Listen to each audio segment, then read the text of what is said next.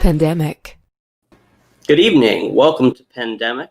I'm Joel Silberman. I'm here tonight with David H. Steinberg, though people call him Dave. And he is a writer, a comedian, a very funny guy. You would know him most recently from his show, No Good Nick, which, as a guy who grew up Jewish and is still Jewish, but just I use less Yiddish now. I love that pun. For those who don't speak Yiddish, maybe David will explain to you, or Dave will explain to you. And he's also got a host of movies that he's done that we'll also be talking about, and that he's got some pretty funny takes on both how they came to be and how they turned out. Before we get there, though, I want to thank our sponsors, Roadmap Writers and Notes for Execs. Roadmap Writers is an online education platform hosted by working industry executives. If you're looking for a real-world solution to help develop, market, and sell your script, visit roadmapwriters.com to learn more. Notes for Execs is a company that guides working entertainment executives on how to give better and more effective creative notes. Now they're opening their doors to writers as well, who can learn a lot about their own writing through learning about the notes-giving process. Visit notesforexecs.com for more information. And with that, I am absolutely thrilled to introduce to the stream David H. Steinberg. Hi. But people call him Dave. Let's see, Dave, if we give you the full screen, they can see your full chyron. Yeah, okay, great. Yeah, just the but people ... doesn't really sell the joke as much. Not as much, no. Yeah. But now it's good because people will come on and watch, and no matter what we're talking about, will be fascinated to see what is the rest of that chyron. Yeah. And I think that that's really what keeps our numbers up throughout a broadcast. Aim to please. I'm sorry, what was that? I aim to please. I'm just trying to help. Trying to get your numbers up. I'm super pleased. So I want to start with a question that's a little bit of a variation on a question I often ask about who the guest is. But we have a mutual friend who, when talking about you behind your back to me, described you as the smartest guy in Hollywood. Wow. Which Okay. I think is fantastic, but I'm a little bit put off because I thought that I was the smartest guy in Hollywood. So I guess apparently not. So I guess the question is, what makes you not just smarter than me, but the smartest guy in Hollywood, other than your IMDb page that's longer than my arm? Well, okay, so I didn't know you were going to lead with that question, and so I'm going to answer it by disputing the premise that I'm the smartest person in Hollywood. That's what a smart guy would say. Yeah, I mean, like, it's kind of a crazy thing to try to prove, and I think that it's actually kind of an interesting story. I probably would have 20 years ago said, like, well, here's why I'm the smartest person. I'm this, this, and this, and here, look at my resume, and here, here's my SATs. But as an older, more mature person, I kind of don't value raw intelligence as much, and not that I have a lot of it. I'm going to keep denying that altogether. I think for me, what I've learned is a much more valuable thing is hard work instead of being innately talented. I think hard work gets, people think that it's important, but I think it's undervalued as vis-a-vis like raw natural talent, these sort of geniuses of the world and these sort of Mozarts get praised, and people who just work hard don't. So I'd rather be thought of, not that I'm the hardest working person in Hollywood either, but I feel like my hard work has gone up, and I feel like I'd rather be successful if I'm successful because I worked hard than because I had some sort of gift that I was smart and like I had nothing to do with it. And it kind of goes to this larger philosophy that I've adopted since I had kids. My wife and I, we've got 2 kids. And one thing we try to teach them is that you got to adopt this growth mindset of like, you can change who you are and you can become a better person. You can become a more successful person by working hard and like learning from your mistakes and being a kind person and all these virtues that can change you and make you into a better person, which if you attribute your success to that, then you can keep doing it because, you've demonstrated that the virtues lead to success. If you're just saying, well, I'm a smart person, when you get success, when something good happens, you say, well, it's because I was smart. That doesn't give you any motivation, because when something bad happens, well, is that because you were dumb? So it doesn't give you any motivation to try to continue to be a better person and try to improve and grow. So I know you were probably just asking this facetious question. Now I've gone into this whole philosophical mumbo jumbo, but no, it's great. When we always, when our kids were little, my mom, their grandmother would always like, oh, your kids they're so smart. And it's like, oh, oh my God, you're so smart. You're so smart. And we say, don't tell them that. We don't really believe in that as a philosophy. We believe in the philosophy of like, wow, you worked really hard to accomplish that. So that kind of is a big change in who I've become as a person in the last 20 years, maybe 30 years, is like believing that people can change who they are and become better and more talented as writers by working hard and taking notes and learning than by like being geniuses. So I don't subscribe to the whole genius thing anymore. I used to. Well, that's interesting. And I know you're joking that you're saying, well, it was a facetious question. I asked the facetious question because I had a feeling it would lead to something of interest, and it has. Because by introducing the contrast of what you would have said before and what you would say now, and this change in outlook and value set raises the question, what made that change happen? What changed within you? If you were charting the character arc of you over 20 seasons of the show that is your life, what shifted? Well, I'm gonna answer that. It's a good question. I'm gonna answer it in a non-chronological way. So I don't think this would like track structurally for a movie or a TV show, but you can. I don't know. I hear Tenet. Well, you could piece together what order it happened and what was the most important thing. But I would say that number one, getting married. My wife is a very, has a lot of great philosophical ideas about how to raise our kids. Having kids was probably the biggest factor, because when you have kids, we were driving home from the hospital with our first baby, our son, and we're like, they're just going to let us leave. It's just this realization as a new parent that you're there for 2 or 3 days or 4 days or whatever, and then you leave and they give you the baby and they're like, good luck. And you're just like, oh my God, they're going to let us just do this now. And you realize you don't really have any idea how to do it. And your parents, the realization that they come from a completely different mindset and different philosophy from when they were young parents, and that there's been a lot of research on like how to raise children better. Than they've discovered new things about like brain scans and about how psychology works with kids. So doing all this research made us adopt this philosophy that was a growth mindset to try to teach our kids to be better people and like to try to motivate them to work hard and be kind and all these great virtues.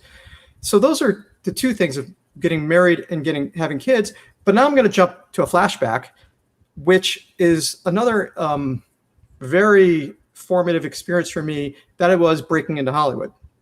So I was 30, which, maybe seems young, when I sold my first script. I was a student at USC's Peter Stark program, the graduate school in producing. That's where I met my wife.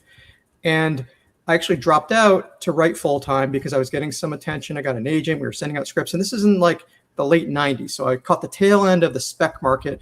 And sending out film scripts was like really the way people broke in back in those days. People wrote TV specs also, but the film business was really taking off.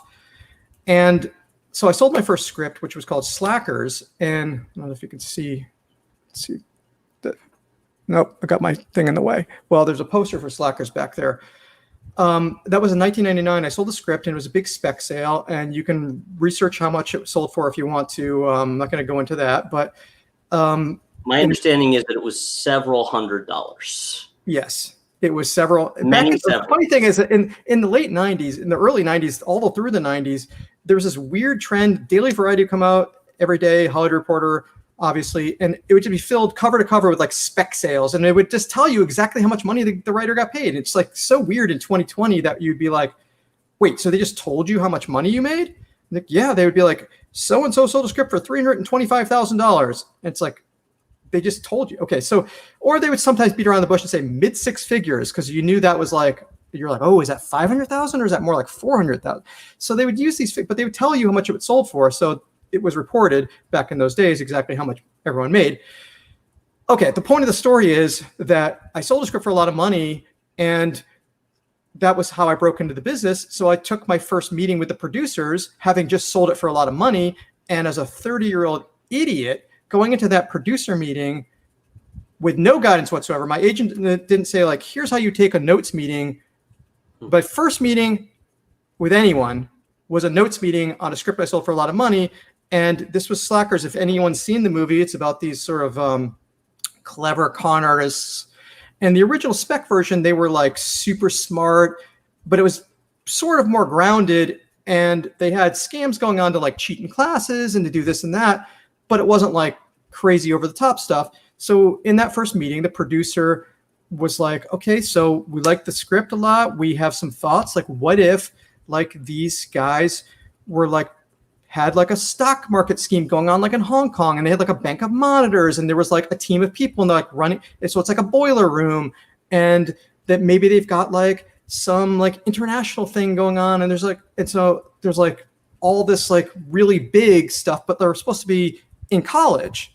So I was just like, well, that doesn't make any sense. That's kind of the dumbest idea I've ever heard.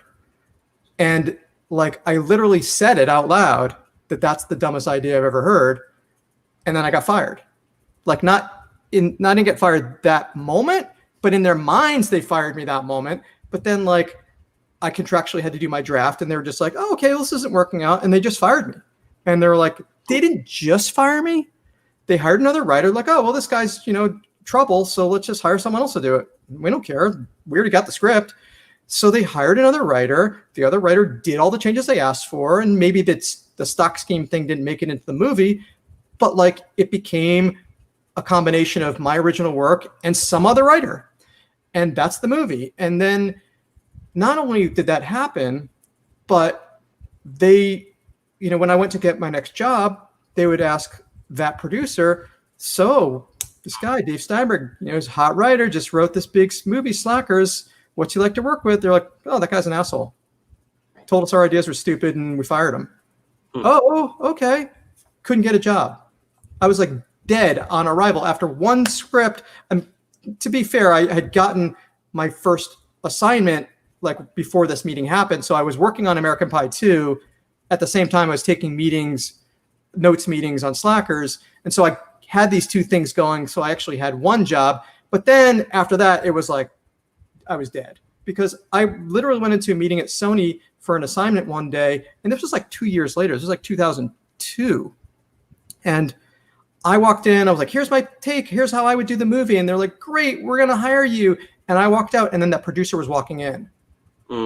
And then the producer on what I thought was going to be my project called me the next day and said, yeah, they're not going to hire you. I'm like, what happened? They said they loved it. They're like, yeah, the producer from Slackers walked in and said that you were an asshole. And they were like, oh, we don't want to work with them.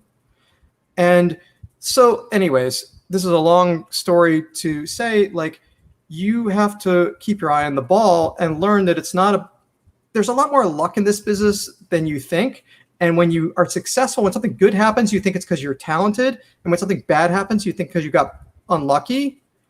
And what you learn over time, if you're smart and you figure it out and you want to keep working, is that there's a lot of luck. And when good things happen, a lot of times you got lucky. You have a certain threshold of talent. Maybe you're going to get better at writing as you keep doing it. But luck is a huge factor in the good and the bad. And it keeps you sane when you realize, well, I got unlucky on this one. It wasn't my fault. I'm working as hard as I can. I'm, being a nice person, and I'm trying to incorporate people's notes. I'm being collaborative.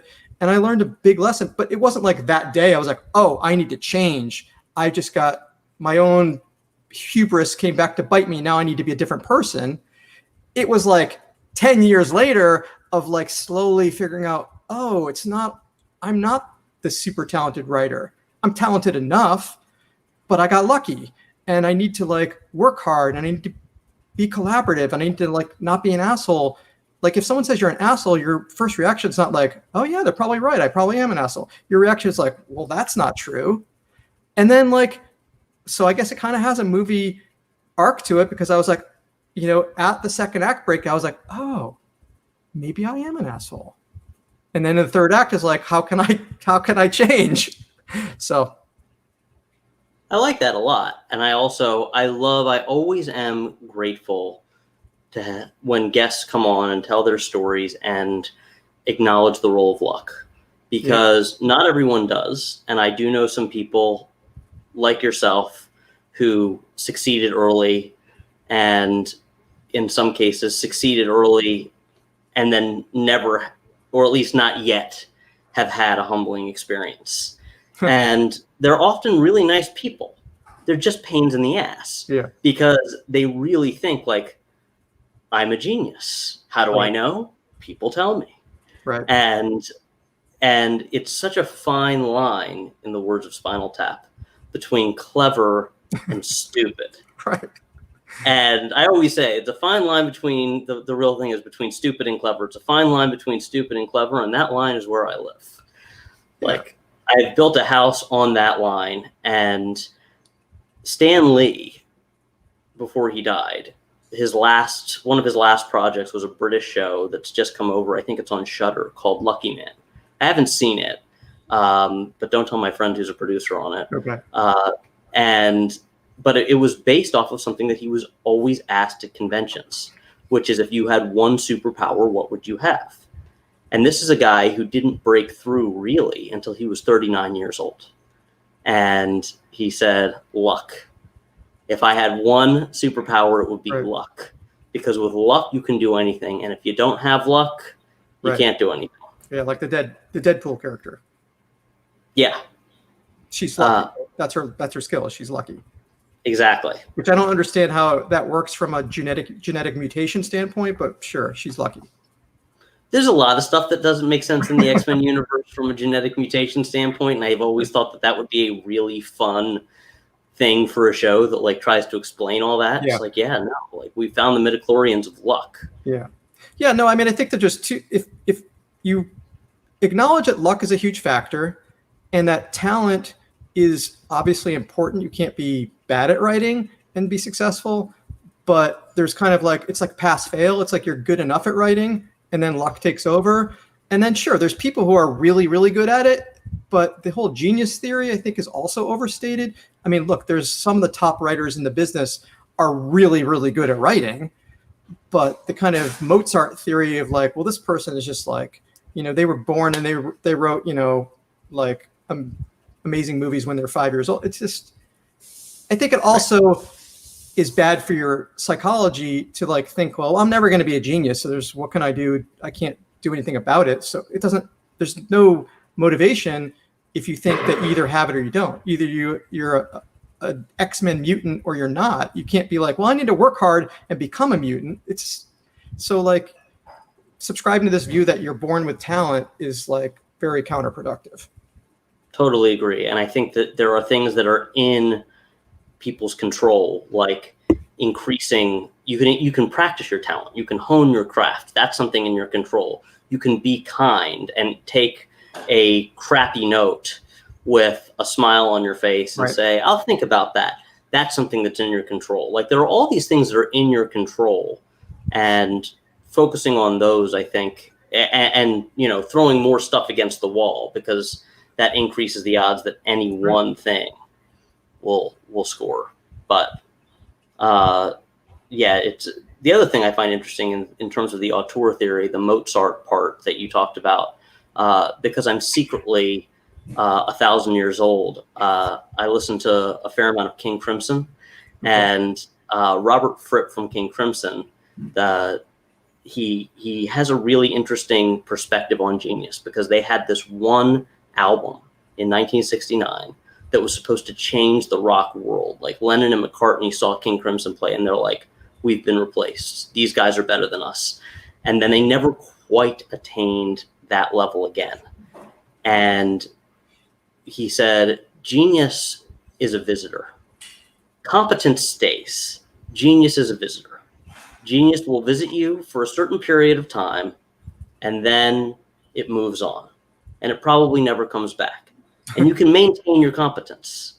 And he's like, I feel like I've been competent for 50 years, and we've done so many good albums. But genius, that just visited for a few months and moved on. I like that. Yeah. Well, so in terms of flashing back, let's go all the way back. Now that we've got like I feel like we kind of know you want to break it down, the second act of your life, if you will. What's the first act? Where does this start? You just want to like tell you my bio? Well, I mean, I guess what's the beginning? What's the moment that makes you say? I always like to know, like, what's the moment that made you say I want to be a writer? It was more not wanting to be a lawyer. So it wasn't that I was like, oh, I need to be a writer. I kind of figured that out later on. So I went to college early. So I was young when I went straight to law school. And then I went straight to working as a lawyer. And so after clerking and spending a couple of years in Atlanta at a law firm, I wound up in New York at a big law firm, 800 attorneys. And I had a 2-bedroom apartment on the Upper East Side. And I worked on Park Avenue, and I was, 24. And I was like, whoa, okay, so I raced really hard to get to this point, and it's terrible. Like, why did I do this? So I actually wrote a whole pilot about this, but I couldn't cope with it, especially because I was fairly immature. I just couldn't do the work. So, I would have the partners giving me assignments, and I was just like, I can't deal with this. It's so mind-numbingly boring that I would invent coping strategies. One of them was walking in circles. I would leave my office and then walk down the hallway with some papers in hand, and I would like pretend like I'm going to make some copies or something. And the floor was so huge because it was like almost a full block on Park Avenue. So I'd get all the way to the end, and I'd turn the corner, and no one's following you, so no one notices that you're never going anywhere. And I would do the whole circle of the building, and it'd take 15 minutes, and I'd go back into my office. So I would do that 4 times a day, and that was an hour. So I just realized I was so miserable doing that job that a friend of mine who grew up in LA was like, you should be a producer. And I was like, ooh, what's that? That sounds good. I'm interested. And he told me about the producing program at USC, and I secretly applied. I didn't tell anyone. I filled out the application. I took the GRE in secret on a Saturday. And when I got in, I didn't tell anyone I got in either. I kept working for 6 more months trying to save all my money to pay for film school, that I just sort of started phoning it in even worse. But it was just trying to escape from what I thought was, like, is this what I'm going to do for the rest of my life kind of job? And then when I finally quit and moved out to LA, I drove across the country with my dad. And it was that summer when I started really writing, and I thought everyone in LA would have a script, not realizing really what producers did. I wrote my first screenplay. And when I moved out to LA, everyone in the program wanted to be a producer, and I had the script, and they were like, oh, can I read it? So suddenly I was the one guy with a script, and they were passing it around, and student in my class passed it to a lawyer. The lawyer got it to an agent, and I was repped at Paradigm after like 2 weeks of being in LA, which I thought was completely normal, having no perspective. With my one screenplay, they say, well, you should have like 3 or 4 snippets. I had one script, got an agent, and that person in my class is my wife. That's the one I married. Wow, that is a great twist. I didn't actually see that coming. You really. Well, I set it up though. I told you that I met my wife in film school. Oh yes, no, that's it's like Sixth Sense. You see all of the pieces in hindsight. I wouldn't go that far, but okay. That was some Shyamalan shit. So that's fascinating, and it's a story that has come up in various iterations a number of times that I'm kind of curious about, because I have my theories as to why, but there are so many people relatively who started in law and end up in writing, disproportionate to the number of that you would think. Why do you think that is? Simple. Okay. Let's see if I can figure out how many reasons. I think there's 3 reasons. I'm going to guess 3. Number 1, you hate your job because it's super boring and you want to do something else. Right. That's probably true of a lot of jobs. Number 2, you're really good at writing, because primarily what you're doing, whether you're a litigator, you're corporate law, whatever, you're writing a lot. And if a partner came into my office on a Friday and said, hey, we're filing an emergency motion, it's going to be like 50 pages, I need it by Monday, you're like, all right, and you just do it. So someone telling you need to write a 100-page screenplay over the weekend, if someone said, you need to do this, I would be like, all right, I'll just do it. So large page numbers, not daunting. But the third reason is probably the more relevant one, is I think that the legal training, whether it's starting with the LSAT through the entire law school process of Socratic method and whatever, it's just about being logical and organized. And I think you just develop an innate structure for things, whether it's the structure of a screenplay, the structure of a legal argument. You're breaking down and like, what are the reasons why this doesn't make sense? If you're writing a screenplay or television script, you're trying to create a fictional world that seems real. So you have to anticipate, well, what about this seems not real? Like, what are the arguments against what I'm saying? So that's kind of what lawyers do, right? You're like, well, what's the other side? If I make this argument, what are they going to say? So you're sort of constantly trying to ascertain the other side. And I think that in trying to ground something in reality in a fictional world where, two characters are having a conversation, like, well, would this person say that? Well, maybe I need to make this person say something slightly different so that actually makes sense, because you're trying to constantly do at least two characters at the same time, and what is a logical reaction and what's a reaction is based in reality and the emotions of the character. So that has to do with like basic legal training. So I think that's why, like, I'm sure that there's some of, you might hate being an accountant and you want to get into screenwriting as well. I don't know if accounting gives you the same skill set as far as writing large page counts and the logical analysis. So I think that's my take. Well, I think you're exactly right. And there's one part of the logical analysis that I think figures into this as well, as somebody who has read a ton of scripts, and especially for me, a lot of scripts from writer's assistants. I first connected with you with that website, Staff Me TV, that was meant to showcase people who were kind of at that level, trying to take the next step. And logic holes in terms of the structuring of a story and in terms of setting something up and paying it off is one of the most common problems I find with writers who are on the way up, because you have to think of it in the sort of syllogistic logic that you do a legal brief, where like, okay, well, I read a script recently from somebody that it was funny and like it was, lots of fun stuff happening, but I go backwards and I go, well, wait a minute. None of the story works if this thing in the first act that's totally coincidental didn't happen. And so it's like, well, if this was all somebody's plan, then that coincidence had to have been not a coincidence. Right. I totally agree. That's a problem if you're not like making it logical. I think another problem, especially when you're talking about original pilots, for whatever reasons we can discuss or not, why original pilots is like the TV sample of 2020 compared to in 1995, no one wrote original pilots except for co-EPs and above, and everyone was writing spec episodes.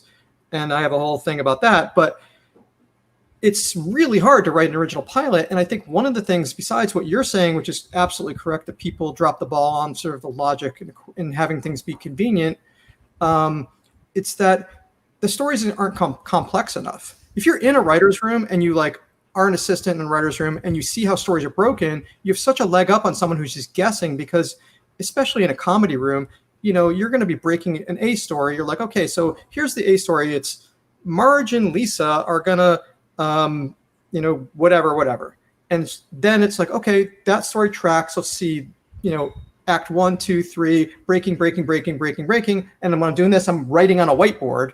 And then now what's the B story? Okay, we haven't used Homer and Bart, so now let's come up with a B story that's the other characters, because you can't have a show without all your characters in it. You can't just be like, oh, take the week off, even in animation. So you need to use all your characters, and you need to have two stories, because you can't have all your characters. You can't have the same character in every scene for production reasons, which writers don't necessarily think about. You need to have it also shift points of view, which is not obvious, that you can't have your main character, this is the biggest problem I read in these spec pilots, is that there's a main character who's in every single scene that's from their point of view, and we're just following this person through their life from scene to scene to scene, and you never switch the point of view to like, well, what is the other person up to? What does the bartender think about this? Well, when the main person leaves and goes to the bathroom, do we have to go to the bathroom, or can we stay there and find out what the people talk about when that person's not there anymore, like behind their back, or do they have something? Because the thing is that it doesn't even have to be an ensemble show, but even in a show where there's like one main lead character, the other characters still have to have a point of view and have to have stories. So like, look at like Schitt's Creek. Like there's 4 characters. There's always at least 2 storylines, A and B. Sometimes there's ABC, sometimes ABCD. And that's in 22 minutes. So not being able to layer, the other reason, this is a technical reason, besides the fact that you need to use all your actors and to shift points of view, is that when you break the A story and then you break the B story, the next step in the process in a writer's room that's not obvious unless you've been in a writer's room before is then you blend the stories. You shuffle them together. And that's when you realize, hey, my A story takes place all on one Sunday and my B story takes place over 3 weeks. Well, they can't be shuffled together. They can't be blended because the times don't match up. So now we're going to throw out the B story and make it all a one-day story, or we got to figure it out. So the reason why you have these 2 stories, in addition to shifting point of view and using all your characters and making it complex and interesting, is to show time lapse, because we're not like sticking the camera on the actors and just watching them for 22 straight minutes. So if the characters are discussing like, well, here's what we're going to do when we go to the dance tonight. Okay, sounds like a plan. Cut to B story. Now these people are having lunch and they're talking about their thing, whatever. Now we're back to, hey, guess what? It's the dance. It went from day to night and you didn't have to see what's in between because you went somewhere else. And that's a level of complexity that exists in TV shows that newer writers don't necessarily internalize. They figure out the basic structure from act 1, 2, and 3, but they don't figure out the structural nuance of going from A and B stories and how to blend them together. And like, if it's a comedy and you're going to do a cold open and you're going to do a tag, is the tag a button to the A story? Can it be a button to the C story? Is it just a runner? Like, how do these things fit together so that it's the most satisfying way to tell the story? And that's a level of complexity that you learn from experience and from like being in writers' rooms for years. And that's why in the olden days, when you worked your way up to upper level, which was co-EP and EP, then you got your overall deal and they said, hey, let's hear if you can come up with some ideas for some original series. But they didn't expect staff writers to be writing pilots. They're really hard. Well, it's also, we've entered a moment, because I've seen now how different people have broken in. A lot of people have broken in. And I really do think the next generation of showrunners is all coming from the writer's assistants tier. A lot of these folks, and I myself was one of them, were like doing that for so long and learned so much that they have more experience in some cases than upper level writers, just being in the room and knowing how the story breaks and reading some of their work. It's like, holy crap, I don't want to, I mentioned a flaw that I found in a number of people's work when I was reading a lot of stuff, but there's also, I just want to emphasize, just amazing talent working at that level. I think that what's happened now is, for a lot of folks, it's actually easier to sell a project than it is to staff on a show, because staffs are smaller, orders are shorter, and the politics of staffing a room and all this kind of thing, like, there just are fewer staff jobs. What used to be the baby writer job, where people got their feet wet, is functionally the writer's assistant or the script coordinator, and the researcher sometimes. And then, those folks end up going out and selling shows and breaking in that way. I know quite a few people who never staffed and just went to having their own shows or being consulting producer on a show because they'd sold 5 pilots. And I think that we've lost something in the farm team of building people up to that place where they can really be ready to write a pilot, because writing a pilot's really hard. Yeah, and I think also, it's obviously easier to sell a show these days. There's a lot more places to sell shows, and I totally agree with you that, like, I'm sure a writer's assistant now is 100 times more talented than a writer's assistant was 20 years ago, because they have so much more experience being in the room, and also they've probably been writer assistants for 5 years instead of 1. But I think that if your goal is to run your own show, they still don't typically let you run the show if you don't know how to run the show. So if you want to, like, actually be the person making all the decisions, then it's still kind of a training ground where you have to work your way up. Because I mean, and I'm sure that obviously assistants would love to be in a situation where, like, hey, look, make my show. I don't need to be the showrunner. That's fine. I'll be a consulting producer. I'll be a co-EP and have someone else be the showrunner. That's better than not selling a show. But it's not ideal because it's not your show that you're running. And at the end of the day, even though you might get along great with the showrunner, it's a crapshoot whether decisions are going to go your way, because ultimately it's the showrunner's job to bring that show in on time and under budget. And you might lose battles that you really wish you won. I'm not saying, like, hey, so don't sell the show, wait until you're the showrunner. Yes, if someone wants to buy your show, go sell it. But, you have to, like, work your way up to the ability to be able to run the show too, which is a huge asset. Absolutely. And I'm not saying it's one of my favorite sayings in politics. It's not saying it's good, just saying it's true, where I think that I'm seeing more and more people who are making their name from selling the thing. And, I just came off of a show where my showrunner was a totally unproduced writer, had a 10-episode order of, big budget show, and was paired with a veteran showrunner, and the two of them worked hand in glove for the first season, and season 2 he's running on his own. And it's great for him. Yeah. I don't think it's necessarily a great way for the industry to do things. I think the way that you came up in the world that you came up in was probably a little more healthy. But the other thing is that we should definitely mention, I would say probably, is that now look at, like, underrepresented writers. So, like, if we just keep the system the way it is, and it's like, well, you have to work your way up. If you don't work your way up, then you can't be a showrunner. Then, okay, so then how are underrepresented writers, how to diverse minorities or with sexual orientation, how are they going to get their stories told if they can't get staff jobs in the first place? So maybe shaking up the system is pretty good if you're someone who is going to have a hard time getting in the room anyway because of whatever systemic racism and other issues, I think are keeping a lot of people out of the rooms and unable to tell their stories. So I think, I'm not saying, like, hey, it's ideal for people running shows who don't know what they're doing, but the fact that you can break in without having, worked your way up to co-EP over a 10-year period is probably a better situation than the way it was in the 90s. Yes. I'm getting a message from Tasha saying ad break.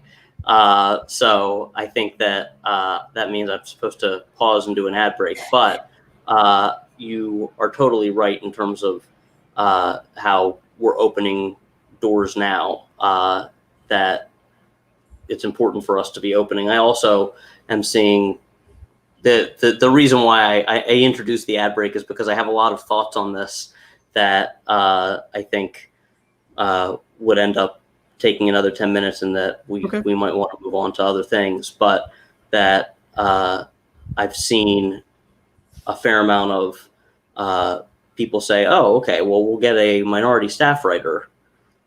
We won't get a white staff writer, but the white staff writer can go and sell a show.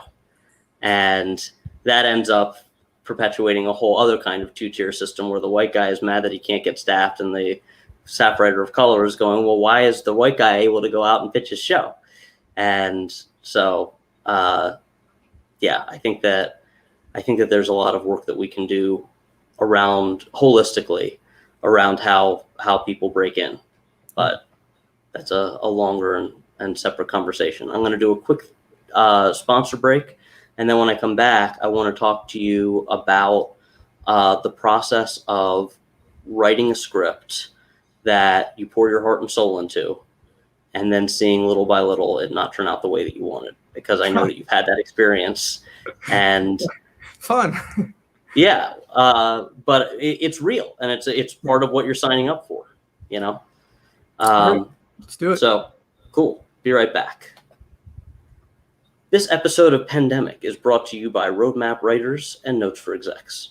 Roadmap is a screenwriting education platform for writers looking for a guided path to success.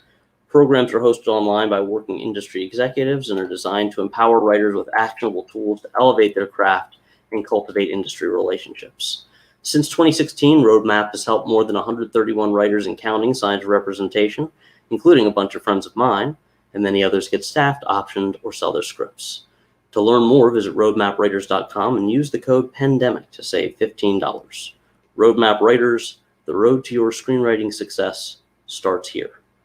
Notes for Execs is a company that guides working entertainment executives on how to give better and more effective creative notes. Now they're opening their doors to writers as well, who can learn a lot about their own writing through learning about the notes-giving process. Visit notesforexecs.com for more information. I'll also mention, for those in the audience, that if you have questions for Dave, please ask them. Obviously, the two of us are talkers, so we can go back and forth on all kinds of things all night. But we really want this to be a forum for you to ask your questions as well. So chime in. While they're chiming in, Dave, and Shoot says, "Hi, Dave." I don't know who Shoot is. Hi. I wanted to ask, right before the break, I mentioned that you have been all the way through the ups and the downs, and I would love to hear a story, if you care to share, about something you put your heart and soul into, what it looked like, what of you was in that project that made it uniquely your voice, that made it uniquely you, and then how it didn't ultimately turn out to be the thing that you thought it would be or wanted it to be. Well, I would say the first part of my career was almost exclusively in the film business, and now the second part of my career has been almost exclusively in the TV business. And maybe this is obvious, but the TV business is a lot better. The film business, and there's a simple game theory reason why that's the case. It's that in a prisoner's dilemma scenario, if you have to act first, the other person can defect, and then you lose, right? That's like how the prisoner's dilemma works. So in the film business, you write the script first, and then you sell it, and then they have it. And then they don't need you anymore because you already gave it to them. So then they can fire you and hire another writer, or just have the director rewrite it. And that's why the film business has evolved to a director's medium. The director really calls the shots and does either paid or unpaid rewrites on your script. And big tentpole movies, you always hear they have a dozen writers or 10 writers or whatever. So because of that reason, all the movies that a lot of them, I've had 10 movies made. And the one that I directed myself is the one that I'm the most proud of. That was a little micro budget indie film.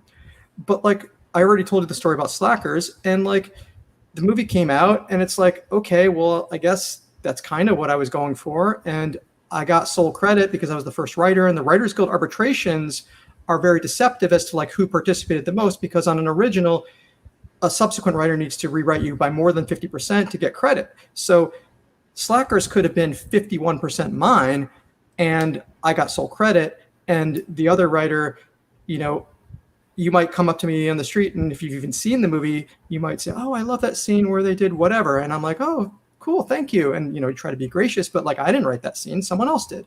American Pie 2, I came in with a draft, the movie got greenlit, the original writer of American Pie 1 came on, threw everything out, started over again. So that's probably the credit that people have heard the most that I worked on. I got story credit on that. And I would say almost nothing in that movie is something I wrote.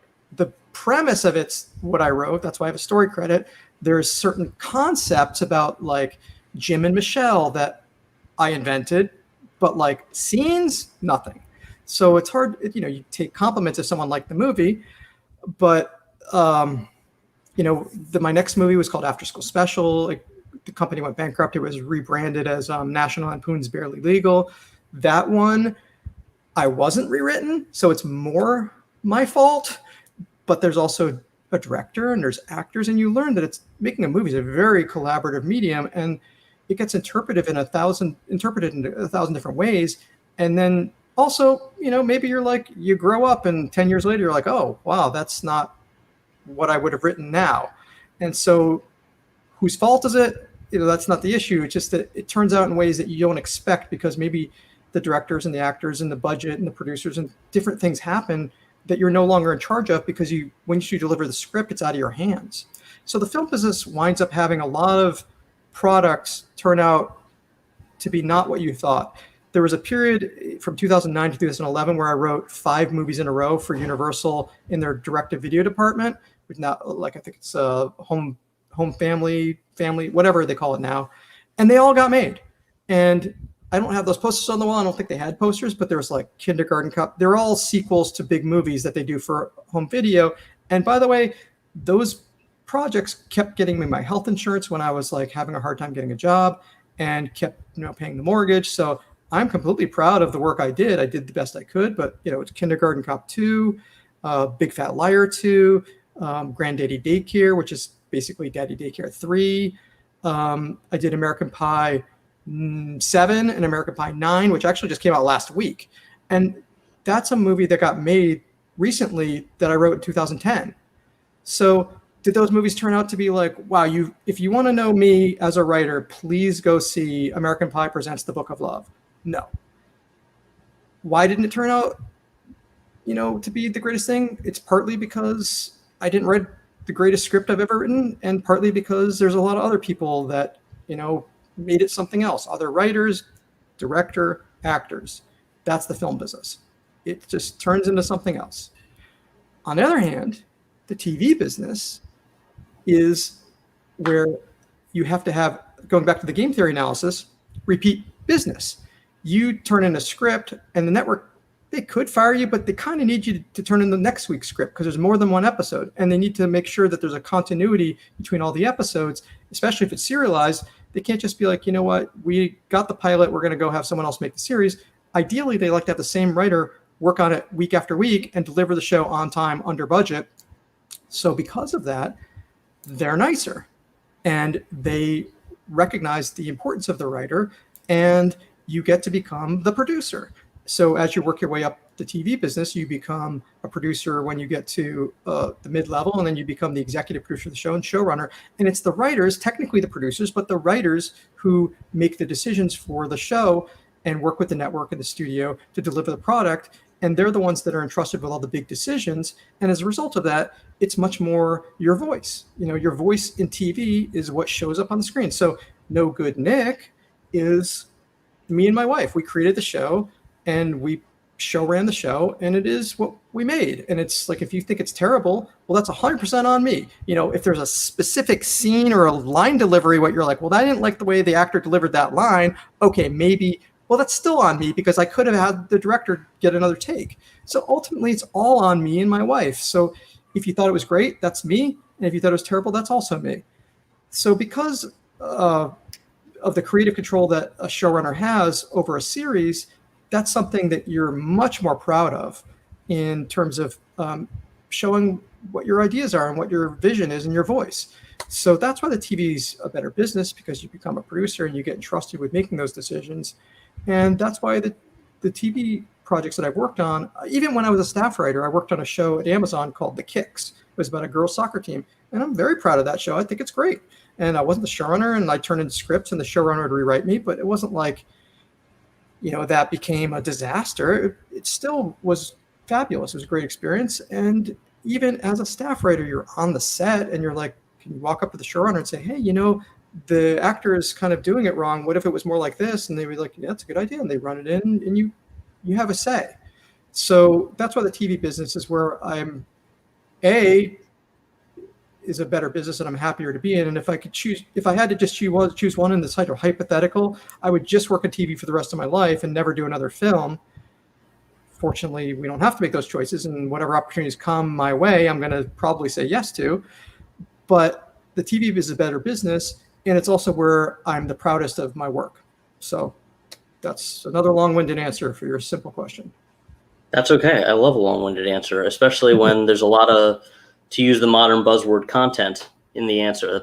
It's nutrient dense. Those weren't empty calories. I think that totally makes sense, and I think that you're totally right in your analysis of how one medium evolves towards the director and the other evolves towards the writer because of who is going to be involved with the project for longer. Right. I'm curious, you mentioned that there's one little indie movie that you feel is like really the embodiment of what you want something to be, the closest to what you want as a writer. Tell us about that. What is that movie and what makes it special? Well, so at the end of my film career, and I guess I could call it the end of we still do films sometimes, but I realized everything I just said. I said, oh, okay, well, obviously the solution is I need to be a director. In order to get that sort of creative control, I need to direct my own projects. And I made a couple of short films and learned a little bit how to direct. I actually took a weekend seminar on like directing for writers, which I thought was actually very helpful. Who offered that? That sounds interesting. I don't remember. It was like one of these things that you had to pay to go to. It was like, I don't know. I could look it up for you. It's all right. It was some weekend seminar. And so then I put together a micro budget, micro meaning under $100,000, and worked with an actor friend of mine, Robin Lee, who her and her husband are producers and she's an actress. And they had an idea of like, how could we make a movie for so little money that it would be a no-brainer? And the idea was they had come up with this interesting sort of challenge. Could we make a movie where none of the actors had to ever be in the same room at the same time? Now, it sounds like this is a pandemic project. But I was about to say, that sounds like... This was in 2011.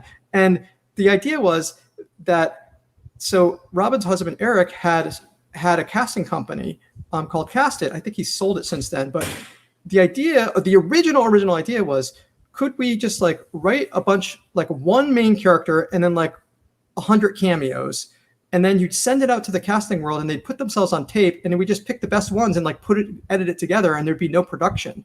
You would just like take the audition reels, you pay them, but you would edit the audition reels together, because if they said their lines, you'd say that person said the lines the best, we're using it. We could make a movie without ever having any production. It would all just be pre-production, and we'd go straight to post.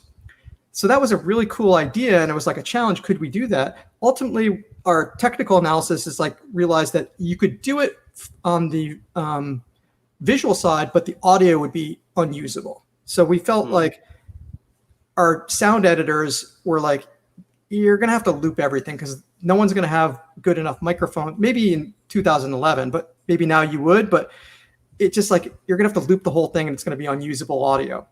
And maybe we could color correct the differences in lighting for the different actors, but whatever. So, but still undeterred, I still wrote a script that was essentially the concept, but it's like a woman who works from home, who is a consumer affairs person. So there was this idea that I had that I always noticed like little crazy things, like on most products, like a can of soda, there's an 800 number on it. And it says, if you have any comments or questions or concerns, call this number. So like being the type of person I am, this will really tell you a lot about who I am. I would call this number, like not recently, like when I was in college, I would be like, okay, let's see what you got. And I'd be like, hello. And they'd be like, hi, you've reached the Diet Coke, personal, whatever consumer hotline. How can I help you? And I'm like, yeah, I was just wondering, I was noticing that the can design changes every couple months or every year, whatever. What goes into that? I was just curious, like, why is the can, I just asked some dumb question. I didn't have a complaint. I was just like shooting the breeze with someone, and they were like, thank you for your valuable input. And then all of a sudden in the mail came like a coupon for like a case of free soda. Cause they were like, that's what they do. They just give you free stuff for like having a comment. So I'd be like, oh, hello, Lay's potato chips. I really enjoy your barbecue potato chips. I'd be like, thank you for that information. Here's some free potato chips. So I would do this in college, and it always stuck with me that you could call these numbers and talk to people. And I was like, well, what about the person who has to answer these stupid questions? So I created this character that, because she's just getting phone calls all day, she works from home and she answers people's dumb questions or complaints or whatever. And then it was all split screen. So just like in this thing we're doing now, she would like say, hello, consumer affairs. And then some person would come on and they'd have like a 30-second scene where they'd be like, "Hi, I'm calling to complain." I'll give you an example straight from the movie. One of the actors calls and says, "Hi, I'm calling because your limited edition cheddar cheese." And this fictional company that she works for makes everything. Every product known to man goes through her. Sure. And he's like, "I noticed that your limited edition cheddar cheese it's like, we love it. We use it all the time, but like, why is it limited edition? Like, why can't you just keep making it?" And then she like looks up the answer and like tells it. So anyways, then there's a whole story about she's got a boyfriend and he's cheating on her. And anyway, the high concept is that she like calls a number and gets a wrong number, but it's a person, and they start talking, and then this becomes like a love interest, and they do a phone date for the entire movie. So they're like in between answering like a bunch of idiot questions that are constantly happening all throughout the movie, she's going on this one long series of dates on the phone with this guy. And so it's a romantic comedy, and we shot the movie in a 10-day shoot, and we had just 2 locations. One of them was a house we rented, and each little corner of the house, like this would be one location, would be like the walls pink. Here, this part of the room, we paint a stripe of blue, and that's a different location. It's like there's outside patio. So like every little nook and cranny was a different person's like house. And people were calling from the bathroom. People were calling from the pool. Like, so it was all the same place. And like, she's there too. But because of the production design, you can't tell that. So anyways, we made this movie, and we tried to do the festivals, and we got into some small festivals, and we sold the film, and it came out on Amazon in like 2012. And it's like, I wouldn't say it's a hit, but some people have seen it. It's called Miss Dial, MISS, new word DIAL. And it's because her love interest is a Miss Dial, but she's Miss Dial. And it's a cute romantic comedy that it's still on Amazon. And, I get very, very small royalty checks every quarter for like $15 from all the people who watched it on Amazon. And you could go check it out yourself. And I'm proud of it, because Kichi's my wife. She produced it. I wrote and directed it. And it was the only film I ever directed, feature film. And after I directed it, I was like, okay, that was awesome. I don't feel like I need to do that again. And then my TV career took off, and I was like, oh yes, being a writer producer, that's what I meant. That's what I wanted to do. I don't want to be a writer director. I want to be a writer producer. So then I did TV and realized that was even better than directing. Because what's even better than like yelling action is like standing behind the director on a TV show and them yelling cut, and then them turning to you and saying, "Are we good?" You go, "No, we need to do it again," and just telling them to do it again. That's like even better to delegate someone else to direct it. Yeah, that's what I've discovered. I've been growing a little bit a business as a producer, and it does make me question a little bit being a writer. Like, don't get me wrong, I still love writing, and I think that part of the thinking here is just that like I finally caught the car. Like I can really say I'm a working writer, and now I'm like, I think I need to go catch another car. But it is kind of fun. Like I'm working with a writer on a project, and she sent me all this stuff, and I read it, and I gave her a bunch of notes, and now she's got to go back and do the hard work of making it better. And I'm like, this is great. Like, I just tell her in the writer's room, when we wrote 5 out of our 20 episodes on No Good Nick, but what's even better than writing the episode is having someone else write it. And then you just like get a script, and you give them notes and send them off to go do a rewrite. And then if it's not exactly what you want, you just rewrite, do the final pass on it. Doing a final pass is a lot easier than writing the first draft. No question. Final pass is the fun part. Yeah. First pass is that's a nightmare. Yeah. First draft's for suckers. Exactly. That's why you hire people. Right. Plus, then they get all the residuals too. So it's a win-win. Like they get to have residuals, they get their name on the show, and I get to rewrite them and make it my own anyway. Yeah.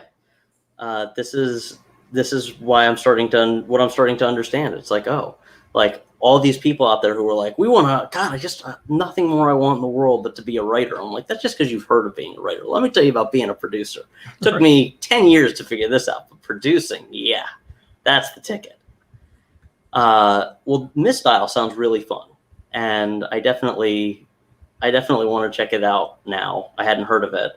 But it just sounds like a fun, sweet movie. And I'm It's curious cute. because I'm super obsessed, as those who watch this regularly know, with independent production and people going out and doing stuff on their own. You know, you're hearing it here from the horse's mouth. Somebody who's successful in doing stuff within the system still finds great joy and satisfaction from doing something outside of it independently.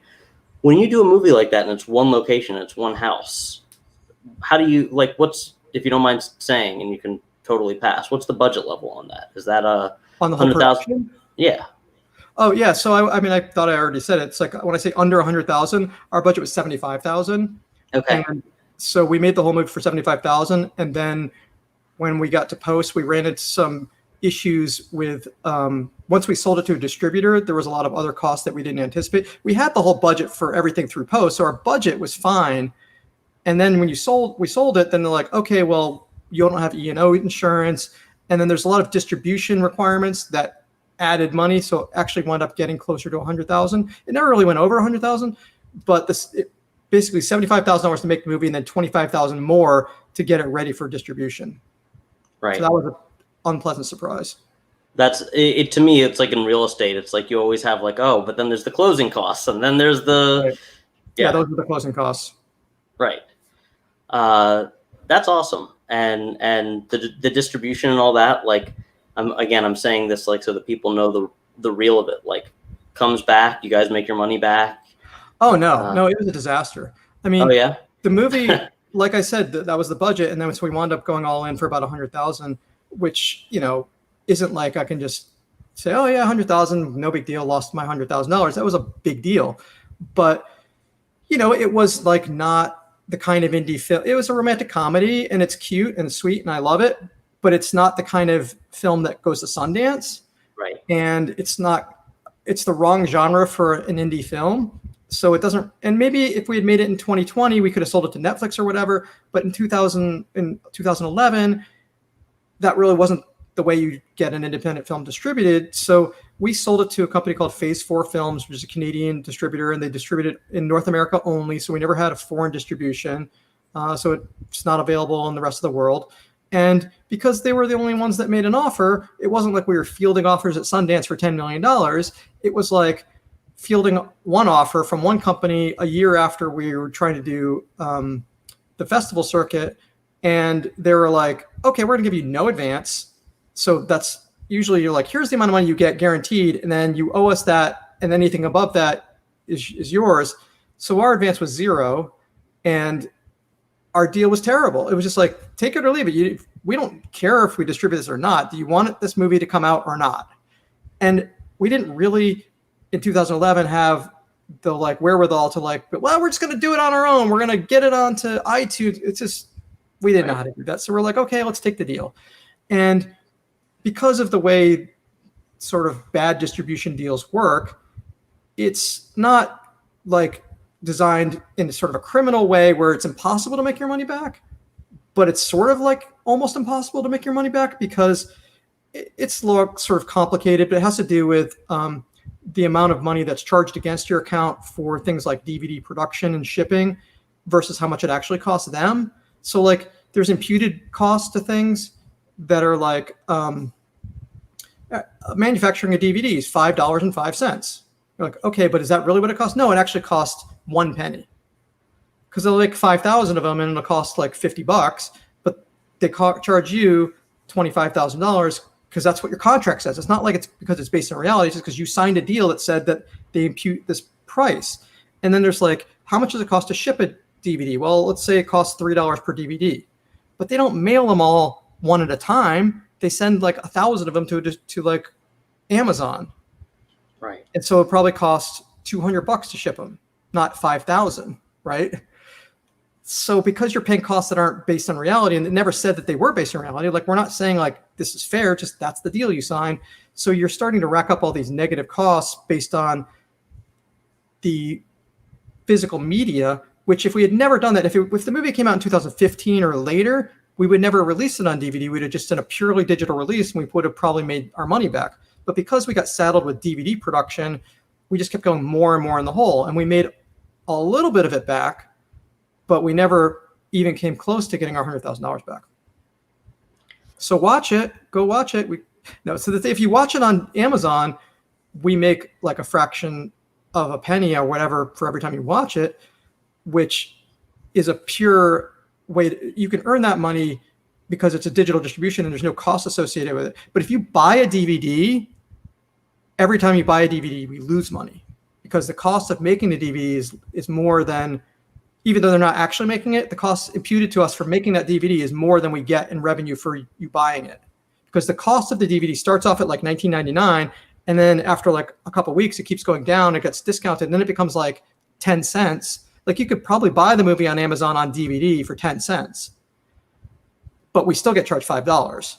So we were like, in 2015, we're like, please stop selling DVDs. Please just say they're not available anymore, because buying a DVD means we lose more and more money.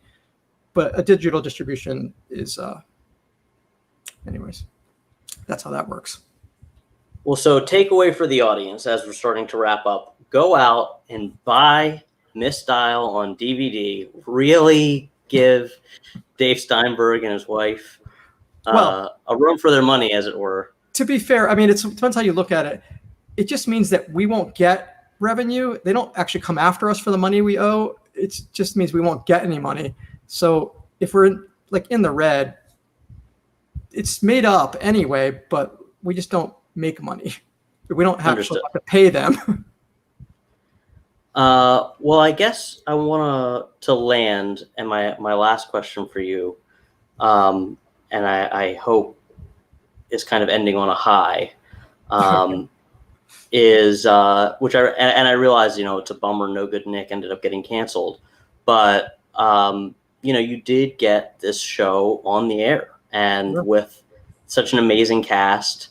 I have always loved Sean Astin since I was a kid, and Eddie McClintock, who we're not like buddies, but we share a very close friend, and so have crossed paths a bunch, and like just the nicest dude, and to have and I've just heard from that it was just a nice group of people to have around, and so I'd love to hear that experience and how it felt for you to finally, after all these ups and downs, and the little indie movie that ends up losing money, and movies that don't turn out the way that you necessarily want, finally having a TV show that's you and your wife and your voice. It's definitely a happy ending. I mean, it's like, the cliche keeps coming to mind is like, it's a dream come true. It really is like a life-altering experience, because it's not just like such a huge step for our careers. I mean, now I'm a showrunner, right? I mean, it's on my resume, showrunner for hire. You want to have me go run your show? I can do it now. But before that, we'd never run anything. And we'd come close. We made a pilot in 2012 that didn't go to series. So we had TV. I had worked in rooms before, so I had experience to become a showrunner, but I'd never done it. And I'd never had a show made. And now it's like getting your first movie made. They can't take it away from you. And the process of like making a TV series that you created is just like the ultimate fulfillment for any creative person, whether you're a writer or anything. Just the idea that people are constantly asking you your opinion is like, you get over it quickly, but in the beginning you're like, you really care? Because the production, you hire everyone, the department heads, they're all people you hire. And the production designer is like, okay, so I'm thinking that the wall would be like purple in the restaurant, and here's some color palettes. What do you think? And you're like, well, I don't know. No one's ever asked me. Sure. You're like, okay, well, what if it's this? And you've got a costume designer every Tuesday before production, and was on Friday nights. We have a show night because it's a multicam. You have a live audience. You meet with the costume designer. It's like, here's all the costumes for the week. And you go character by character, day 1, day 2, day 3. And you're like, oh, this looks great. This is fun. Hey, could this be more like whatever? Like we did an episode that was a 90s flashback episode. And it's like Sean has to wear like a football jersey. And it's kind of an homage, obviously, to his famous, I can't remember, his famous. Rudy. Yes, thank you, Rudy. can't believe I forgot that. And we're like, oh, could the colors be more like Rudy? And they're like, sure. And they'll just make you a different one. They're like, okay, let's make it look more like that. And it's like, oh, we want her to look like Clarissa. Can you like have her costume be like this? And you're amazed at like what you have opinions about that you never thought you had any thoughts on, but you have thoughts on everything. And people are just there to realize your vision of the show. And then you're working in a writer's room and you're working with all these amazing, talented, creative people. And they're like coming up with ideas on how to make your show better. And it's like a team effort. And you're like, think of all the ideas that made it onto the screen that you never would have thought of if, you hadn't had all these really smart people, and not just the writers, but the assistants. And we were so thankful, and we believed in such a philosophy of like trying to be inclusive and trying to be kind, is that we would have all the assistants rotate into the writer's room. And we got flack from some of the more senior writers, the co-EPs. We were like, you can't have people in the writer's room. The writer's room's sacred. You can't have. I'm like, you know what? This is how we're doing it. And so we would have every PA on the show got to spend a week in the writer's room, minimum. Sometimes they rotated in twice. And it's like, they would just sit there and like, take it in, because what we found out early on is that everyone wants to be a writer. No one wants to be a PA. It's not like a career goal. So I would talk to the PAs and be like, hey, if you've got a script, you want me to read something, I'm pretty busy, but I'll read it. I will find the time to read it and give you notes, tell you my thoughts, because I understand you don't want to be a PA your whole life. You want to be in the writer's room. And so we invited everyone in the writer's room, and people have great ideas. And it doesn't matter who gives the idea. There's no hierarchy. There's technically a hierarchy, but it doesn't matter if the staff writer or the co-EP said something. If it's a good idea, it makes it onto the screen and makes it into the room. And when the fun thing about making a multicam, it gets a little bit of a bad reputation because everyone wants to do single cams these days. But silly. The fun thing about it is that it's a live theater. And on Friday night, there's an old tradition in the multicam business where everyone dresses up. All the writers put on suits, dresses, and I had my show suit, and like my headshot is me in my show suit. And you would march down to the stage at 5:00 as the audience has been loading in, and it's like a party. There's literally a warm-up guy who is like whipping the crowd into frenzy, and they're playing, and there's a DJ. That you hire a DJ and a warm-up guy to like get the audience to be in this party mood, and there's like lights flashing around, and they're singing songs and playing music and playing party games, and then they do the introductions. You can be standing backstage because you're the showrunner, and you can see the actors, and they're all huddled, and they're saying, they're like little sayings that actors say before they go on for like a live performance. And then the warm-up guy is like, and now we're going to introduce the cast to you. And the lights go down and the spotlight comes up, and it goes, playing Liz Thompson is Melissa Joan Hart. And she comes out and does a bow, and the audience goes nuts. And it's like, playing Ed Thompson is Sean Astin. He comes out, and they hug each other, and they say hi to the audience, and blah, blah, blah. And one by one, the 5 series regulars come out, and starring Sienna Agudong as Nick. And she comes out, and she like does a foot tap and jumps in the air, and it's just like electric. I mean, like there's nothing like it in the film. Okay, I'm gonna get back to the good stuff, but let's give you by comparison. Making a film, making a single cam show, making a drama, they're basically the same. It's actors and their trailers, gaffers setting up lights. You're at Video Village waiting for the lights to be set up for hours. Then the lights finally get set up. The actors come out. You haven't seen them all day because they've been in their trailers doing whatever. And they come out, they do a take, they do a couple takes, however many takes you got time for. And it's like, great, we got it. Now, these are the actors talking like this. The camera is going in this way. Now we're going to get the reverse. We're going to do the over shoulder this way, over the shoulder this way. Great. Let's move all the lights. Actors go back to the trailer. Let's change the light setup. Now the lights are going to be pointing this way, so the cameras can shoot it this way. Changing light setups. That's what making a movie is. That's what making a single cam show. That's not what making a multicam is. Making a multicam show is like putting on a play. And the crowd is like laughing. When you hear people laughing on No Good Nick, people are like, oh my God, I hate all that fake canned laughter. It's not canned laughter. It's a microphone over the audience, and they're laughing. Yes, we sweeten it, and maybe we'll shorten it if it steps on top of a line, and we tinker with it. But it's just people laughing, and it gives you permission when you're at home to laugh along with it.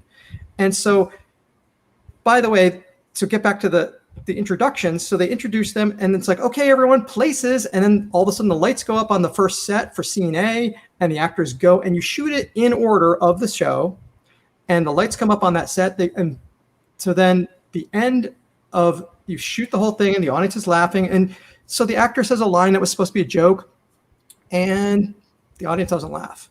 Well, on a single cam show, if you're writing a comedy, you can say the line's funny all day long and you will never know if it's really funny or not. And the showrunner could say like, well, I think this is going to really kill. And maybe you get a bunch of different takes and try it, but whatever, you don't know. But on a multicam, you could be in the writer's room saying like, this joke is going to kill. And then no one laughs. It's like, well, I guess I was wrong, because you can't argue that it's funny if no one laughed. So then this is the most fun thing. So then I've got my notebook, which has got the script in it and all my notes, my director's notes and all like production issues, things that I've been thinking about all week long. I've got this big notebook filled with all my stuff. And I turn around and I've got all the writers wearing suits and dresses behind me. And I'm like, okay, that joke bombed. What do we got? And they start pitching jokes. And they're like, okay, well, instead, what if she says this? Blah, blah, blah. Okay. Okay. What do you got? And people are just pitching jokes. Everyone laughs. Yes, that's the best one. Okay. Say it again. I'm writing it down. All right. Then you give that line to the director. You give that line to the script supervisor to make sure they've got it. They give it to the sound person to make sure they're going to record it correctly. And then as the showrunner, I walk onto the stage. I walk up to Melissa Joan Hart and I go, Melissa, we're going to change the line. She's like, okay. And you go, here's what we're going to do. Instead of blah, blah, blah, we're going to say blah, blah, blah, blah. She's like, ooh, okay, that's funny. They're going to love that. Okay, great. And then every actor, for some reason, is the same. They say it 3 times to memorize it. It's like blah, blah, blah, blah, blah, blah, blah, blah, blah. Okay, I got it. And you walk back out. Director calls a new take. They get to that line. They say something different. And by the way, when you're out there on the stage, all the audience is like, ooh, what's that guy in the suit doing? What's going on? Why is there a person in a suit? Is she in trouble? Did she mess up and now she's in trouble? Who knows? And then she does the new line and the audience laughs. And mostly they laughed because it's a new line. And like, they weren't expecting it to be different, but maybe it's really funny. And they're like, yay, that was the better line. Okay. And the director's like, okay, we got it. Yeah, moving on. And then the bell goes. And it's just a party. And then, by the way, the pizza comes out and they give pizza to the audience and then they start singing. And it's just like 3, 4, 5 hours of the most fun you've had in your entire life. It's like making that show on show night in a suit live. It's the best feeling in the world. And that's what you miss, when the show is not in production or your show gets canceled. You want to just get back to that.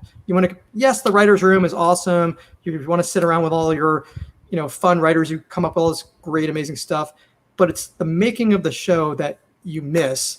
And also then you get your last shot and they wrap the episode and then they do the cast introductions again.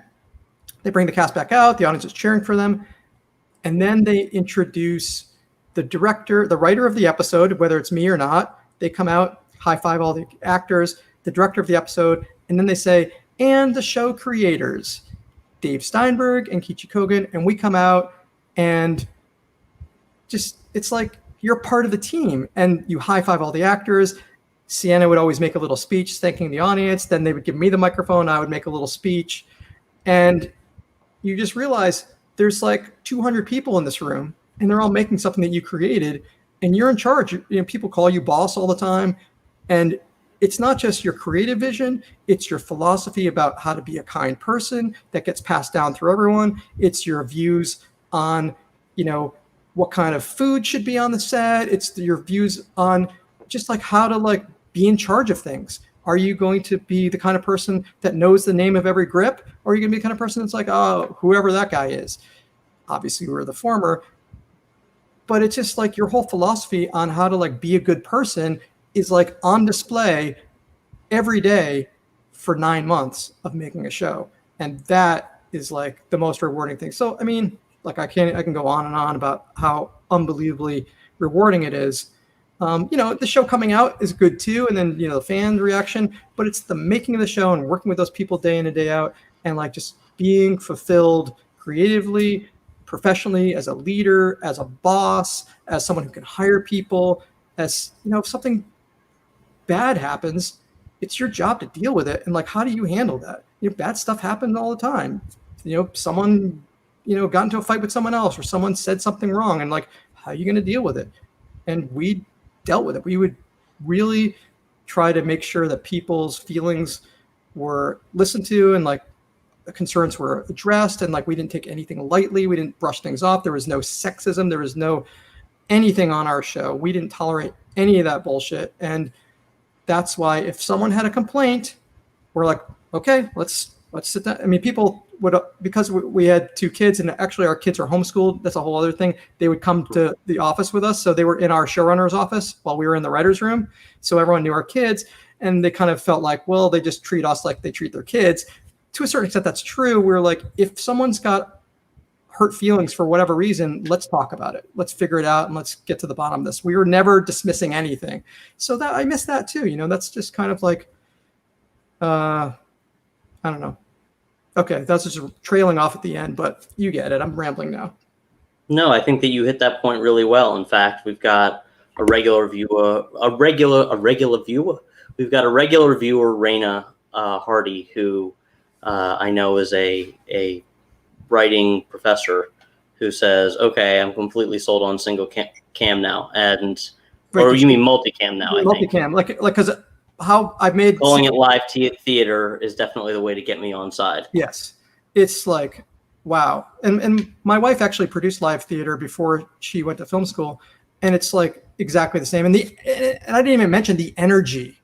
Like, I guess I'm implying the energy, but like the actors are better because they know that there's like an audience there, and it's like, yeah, just nothing. Well, I really do believe that the multicam sitcom, and I'm the only millennial that you'll catch saying this, but I really believe it. The multicam sitcom will make a comeback, and that the reason why people associate it or think of it as being antiquated is not because there's something wrong with the form or out of date about the form.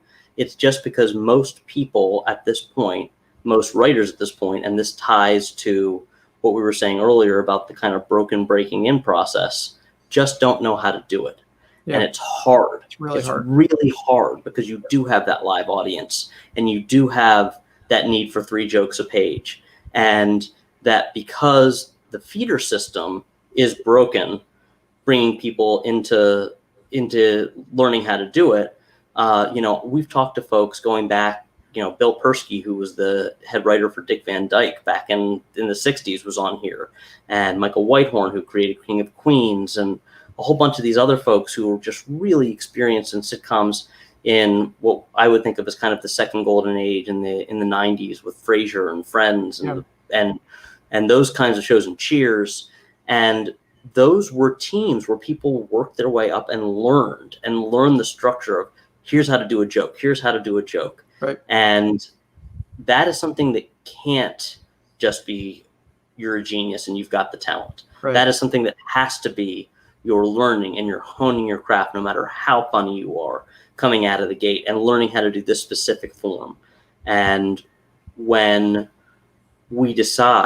somebody decides to invest in that skill and growing that skill in my generation of writers, and Netflix, if you're listening, which you're not, but if you were, like, there will be huge hit multicam comedies again, and that are I thought that No Good Nick was great and a ton of fun, and that just feel good, and that people watch over and over for a generation or two, like they are with Friends. Like, there's nothing about Friends that's so special that Gen Zers who weren't even alive when the show was taping are obsessed with it. It's because it's just really funny and universal. Yeah, and I think you're right. It's just people not being familiar with it anymore. A lot of comments we got from younger viewers on No Good Nick is like, oh, I couldn't stand the laughing because they're just not used to it. But like I said, laughing out loud in a show gives the audience at home, if you're sitting watching by yourself, a permission to laugh out loud. And I think there's been a trend with the streaming services for this sort of half-hour, what I call half-hour dramas, or very loosely called comedies. Yeah, they're not comedies. They're low-stakes dramas. I love some of those shows. I mean, some of those shows are really amazingly done, but just because they're half hours doesn't mean that they're comedies. Exactly. And on the other end of the spectrum, there's a lot of multicams like on network that are terrible, that give multicams a bad name because they're just cheesy joke after cheesy joke. But like a multicam done well, like people forget, like you said, Frasier and Friends and Cheers, those are all multicams. There's audience laughter and all of those. And you might not remember that Friends has people laughing, but it does. Absolutely. I think one thing, and then we should probably wrap up and hop off because we're coming up on an hour and a half, which is a full half hour over what we intended, but it's so much fun to talk to you. One thing I think that will come to multicam is shots of the audience, because I feel like that's what the younger audience is used to from shows like The Voice and whatever. And there's no reason not to show the audience sometimes, I think, depending on how it's done. So cool. I mean, there would be nothing wrong with it. Like if a character cracked a joke and it was really killed, just cut to a reaction shot of the audience laughing. It's not like we're trying to conceal the fact that there's an audience. In fact, we're trying to publicize it. Right. Because otherwise people think it's a laugh track. And It's like, no, here's the guy. This is Sean. He's laughing. See him? That'd be cool. So on Some Good Nick, the sequel spinoff, will come back. And thank you, of course, for the Yiddish pun. For those who don't know, that was the first email I ever sent to you when you asked for the staffme.tv password. Was I replied and said, by the way, thank you for the No Good Nick pun, because in Yiddish, a no good Nick is that's a guy that's no good, but this is No Good Nick, and I think that was pretty much just the Jews in the audience that probably got that. But yeah. In fact, it was like a brainstorm. I don't know, must have been like 2017 in December when we sold the show, and we were like just gonna call her some other name. And then one day I was like, oh, if we changed her name to Nick, then we could call the show No Good Nick, and that'd be a really funny pun. And then we're like, we're gonna call the show No Good Nick, and they're like, yes. And it was like from then on, it was like one of those. I don't know if it was the best idea I ever had or anything, but it just like felt right, you know? And so then we really that was the title. And also it's fun to have a girl named Nick. Yeah. A girl named Nick was our very first interview on the show, Nikki Toscano, who did Hunters. But it is great to share with you both your insights on the industry and also just your joy, having that moment of joy of you talking about the multicam experience. I don't think there's anyone who could watch or listen to this and come away not wanting to do a multicam show. I know I certainly really want to do, which is kind of what we're doing here. It's just, the cam's at your house and my house, and nobody wrote anything. But it is a pleasure to have you on, and I appreciate you coming on. And, I think you may be the smartest guy in Hollywood. That's what they say. A lot of people are saying that. A lot of people. I'm hearing from people. A lot of people. Yep. But thanks very much. And folks, as I read my going away, my final sponsorship break, if you want to throw some nice comments in the comments, those are always welcome. So tonight's episode of Pandemic is brought to you by Roadmap Writers and Notes for Execs. Roadmap Writers is an online writer education platform hosted by working industry executives. If you're looking for a real-world solution to help develop, market, and sell your script, visit roadmapwriters.com to learn more. Notes for Execs is a company that guides working entertainment executives on how to give better and more effective creative notes. Now they're opening their doors to writers as well, who can learn a lot about their own writing through learning about the notes-giving process. Visit notesforexecs.com for more information. Thanks, as always, to my producer, Tasha Cerny, without whom none of this would be possible, and to Brian Lynch, executive producer, who has also made this show possible.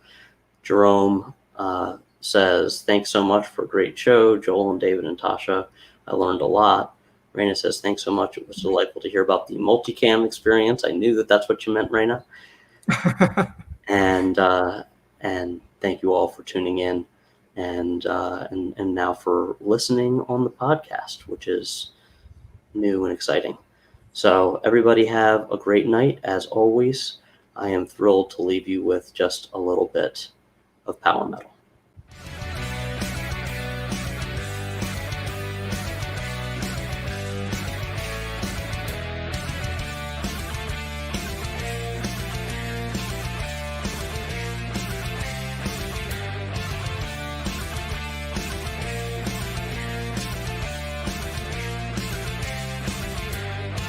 Pandemic.